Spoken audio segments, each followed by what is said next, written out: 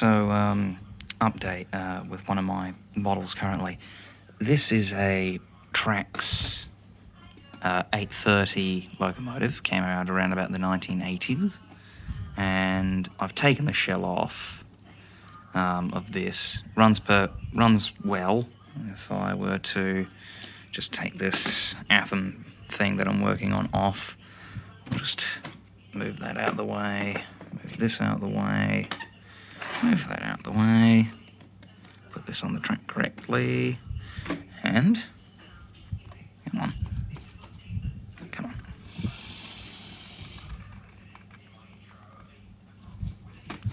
go.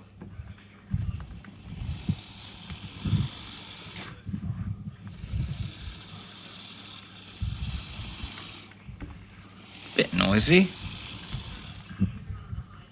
She's alright.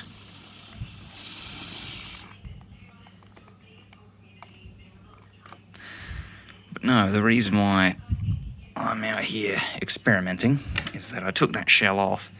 Now here's a powerline chassis that a friend of mine from work, his name was Alan, thought that shell over there might have been a powerline shell and thus would have fit on this. It's not, it's a Trax shell, or at least been modified enough to be fitting on a Trax chassis.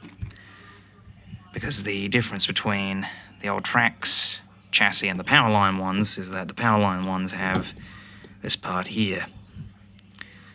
So what I plan on doing is either cutting the back one of these coupling things off, or, because this shell here that I bought for basically nothing, it was in a lot,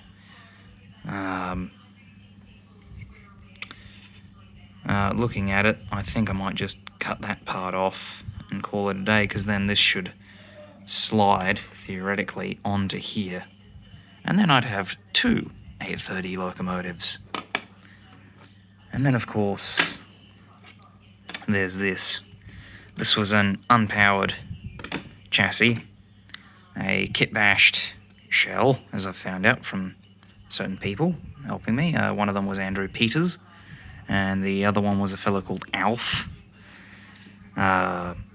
This is at the railway museum that I work at, and yesterday we got the parts for this thing to be motorised. Well, Alan got me the spare parts, because originally it came with the forward drive and the rear drive, but I didn't have the shaft, parts for the shaft. In fact, we actually had to remove one of the flywheels from here, because it's theorised by my friend Alan that the frame actually used to be a lot longer, and someone's obviously modified it.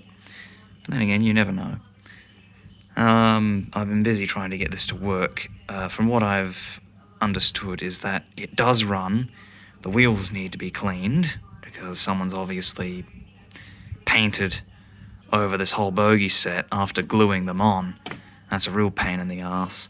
But, as long as I get maybe a wire from here to here, and then another wire from here to here, which is a brass strip that's produced by Athearn, which hooks here and slots into here.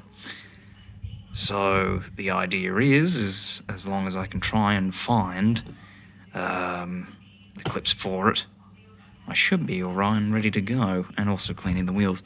At some point, because this is DC, I plan on using this instead, because right now the power goes up through the bogies into the chassis and then down to the minus or meganus point here. So you've got the powered points here and here. So just in there, you'll have another clip and the clip here, because the springs go in here and here. And if anyone's worked on any Athearn engines, they'll know that already, but I'm stating the obvious. Other than that, yeah, I'll be hopefully producing some more content later. I've been busy because reasons. One of them was the fact that my hens recently had a mite infestation. I've been dealing with that for over a month now, so yeah. Other than that, I mean, I could show the Athearn engine running a bit, because if I directly hook it up to power, it seems to work. I'm not sure. I mean, I could put it on the track because one of the wires is already connected. Problem is with these is that it's got an input-output motor, which essentially means it just takes power directly and then goes through to either the minus or negative options, which prevents it from shorting, so all the power goes to the motor. However, if I were to take this off and then do this, oh, come on, off you go. Alright, don't want to do it, I will connect you directly. See? Wants to go. Wants to. Come on. Now you want to go. Ooh. Ooh. Yeah, there she goes. Oh my. I know she does run. Just got to be careful not to keep clipping it out of there because it could bend the brass strip. But no, as I said, there needs to be a brass strip going from here to here, going from across the top here. So at some point I need to get that. The light works, that's a good thing. But other than that, that's my experimenting. And also I'll get back to the 9F locomotive at some point as well. Got my cleaning wheel equipment over there. Hook it up and get the wheels cleaned, and that should clear up any of the contact issues with the track. Because this is nickel silver, if I remember correctly. This is higher quality Hornby stuff. Hornby, quote unquote.